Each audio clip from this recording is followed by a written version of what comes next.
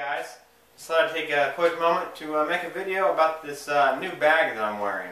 I got a couple of these and they're going to be designated for different things. This one is designated as my wife's get home bag. I just finished it last night, or started finishing it anyways, and so I thought I'd make a quick review of it. Pretty small size bag, perfect for her, for what she's going to need for her car. It's going to get her by and do what a get-home bag is supposed to do. So I'm going to break it down here on the table and show you what's inside.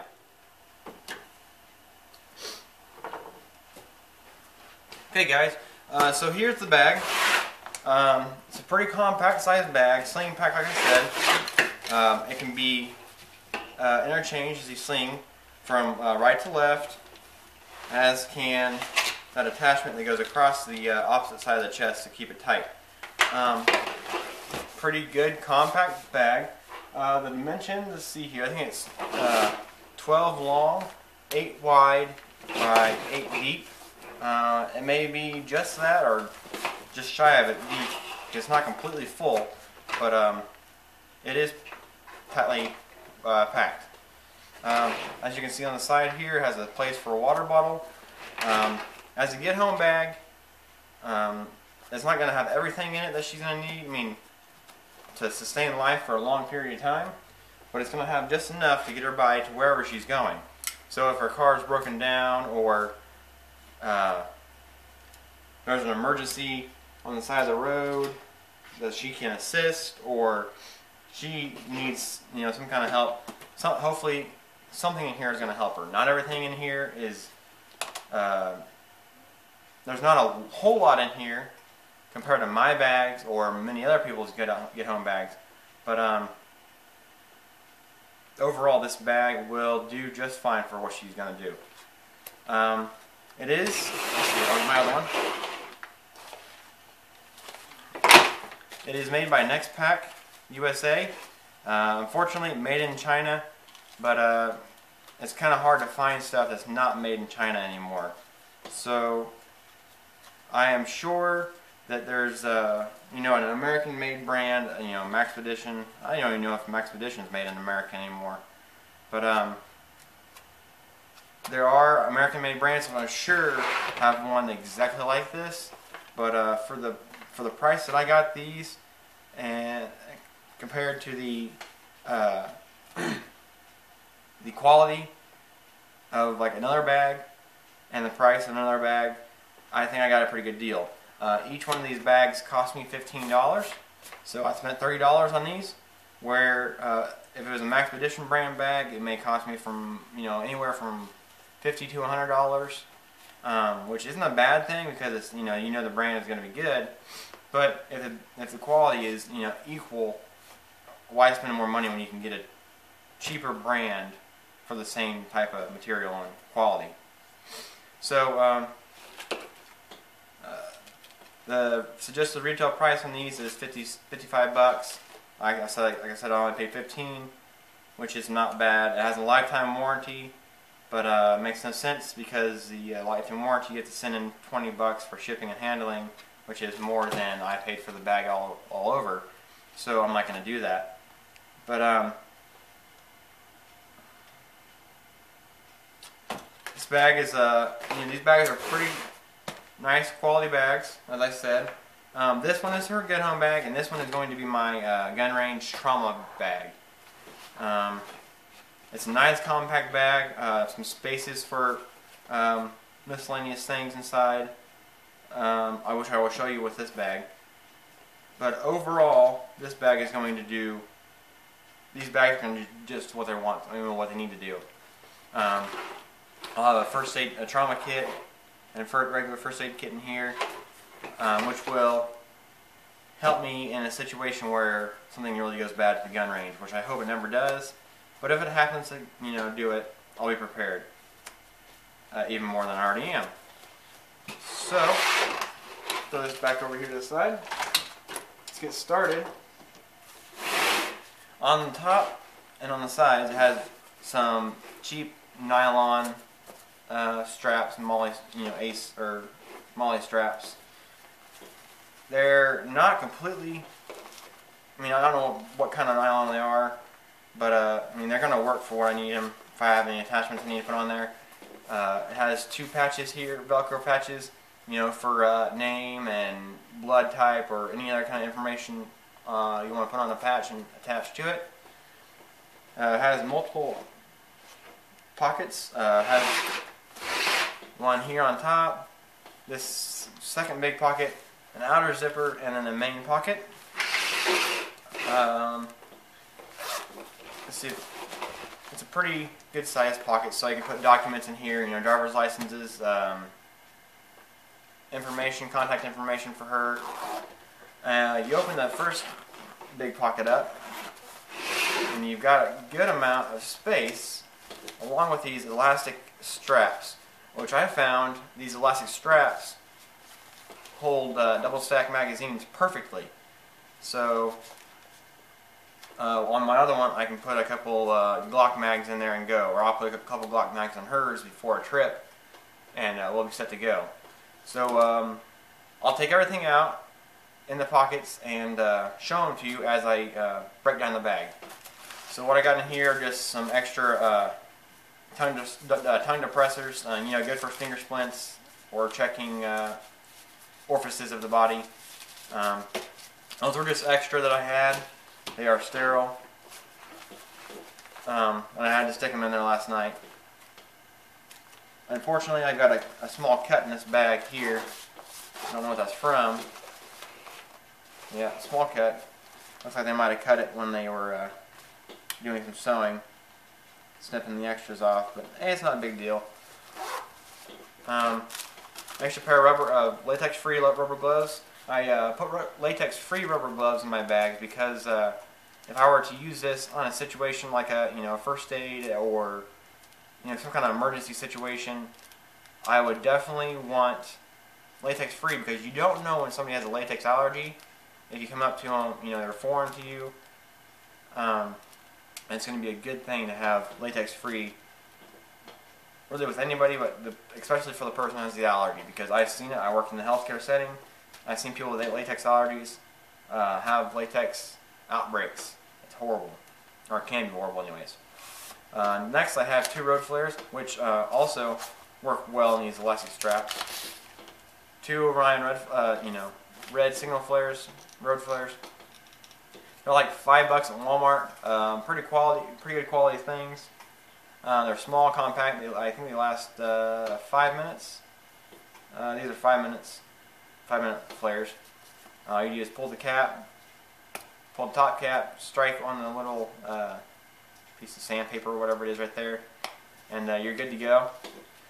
Good for signaling, good for starting fires. We all know what flares are for. But next is a good flashlight. I mean, it's an Ozark Trail Walmart brand flashlight.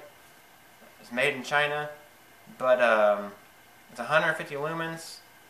It does the job, and to be honest, it's brighter than some Streamlights I've seen.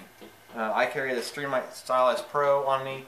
It's somewhere around 50 lumens, and this is 150 lumens, obviously, but overall, it's a very, very bright light for what it's made of. Runs on 3 AAAs, and it'll serve its purpose well with her. Next is bug spray. It's good for the summertime if she had to, obviously for bugs, for whatever purposes. Will do its job. Next is a easy to grab glow stick for. It's a yellow one. These are the Coleman from Walmart. They have the string around them, so she can put it around her neck or hang it from the car or whatever the situation be. Next is a tick remover. Set of tweezers and the D-ring or O-ring in there. I just place it in there so we can put it on the outside later on. But it comes with a magnifying glass, alcohol wipes to kill, on the wound or whatever. These are very, very fine tweezers. You see them all over the place. These are Uncle Bill's silver grippers, or sliver gripper. I find them good for splinters also. They're very, very fine, and they can dig into the skin just a little bit and pull whatever you have out. I use these constantly. I have one on my key ring. Next is a pair of hand warmers. Hand warmers are always good. It's getting the winter months here, so it's going to be a good time for her to have that, just in case she needs to stop on the side of the road. Let's go to the next pocket. The next pocket is none of these are essentials, but I usually try to put the essential stuff on top, and then the less essential stuff on the bottom, and then work to the top, and put the stuff she's going to want, quicker up top, like the flares, on the side of the road. Get the flare, toss it out there, or lay it up next to the car. Hand warmers, a glow stick, whatever. Next is a small package of on-the-go wet ones. There's only 15 wipes in there, but they're antibacterial hand wipes. She can use the restroom and clean herself up with them, eat, whatever. Pocket Constitution. She knows it. Many people don't, and I know it too. Good reading material if you're stranded on the side of the road. Also, good for inform people about the laws, written on the laws by God. More hand warmers. Let's see here. Nothing in that, so I'll just go ahead and put these back in there. So compact. Then we go to the big pocket. This is my first aid and some food. Start off with 2 Nature Valley bars. Got a pecan and almond and a peanut butter. Excuse me. This will be a fishing kit. I actually already have one made up. It's just telling me to go ahead and get it done and get it put in here. But it's a little waterproof tube. You can also, if you wanted to, put pills in here or something. But waterproof on it, both ends. Quality plastic. I think it's waterproof up to like 50 feet. It has a lanyard, put around her neck. She can also put information in there. IDs, copied IDs, social security card, and whatever. Which I don't suggest you keep in the car, but if you were to take it with her. Another glow stick. This is the green one. They're pretty bright. Then it has this little flap here up top. In here is a zippered flap. Once again, another pair of latex-free gloves. And then a emergency bag. This is a Mylar bag, and I've actually tried one of these out, and they are very, very good.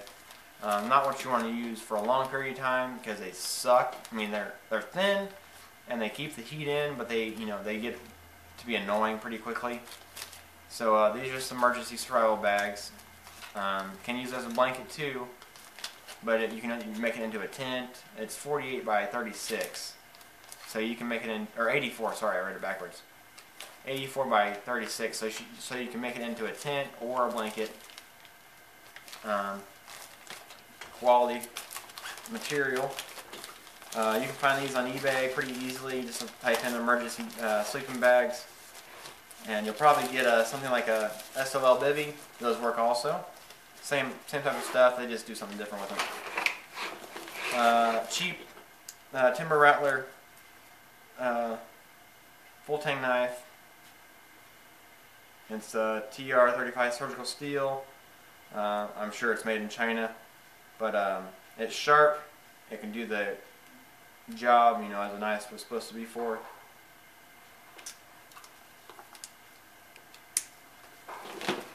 And then, let's see here, a rain poncho. We need this. Getting into the winter months, rain ponchos are nice. They can keep the heat in, keep snow off you, the moisture, whatever it is outside. Very light, lightweight and compact, and high visible. Not extremely, bright orange or anything, but the red's going to do just fine. And last but not least, we get into the first aid kit. I'll get into that in a second. You can't see down in there, but in here, there's a pocket with a Velcro backing on it. I'm assuming it's going to work well with a holster that's Velcroed. And then on the back has another elastic band strap.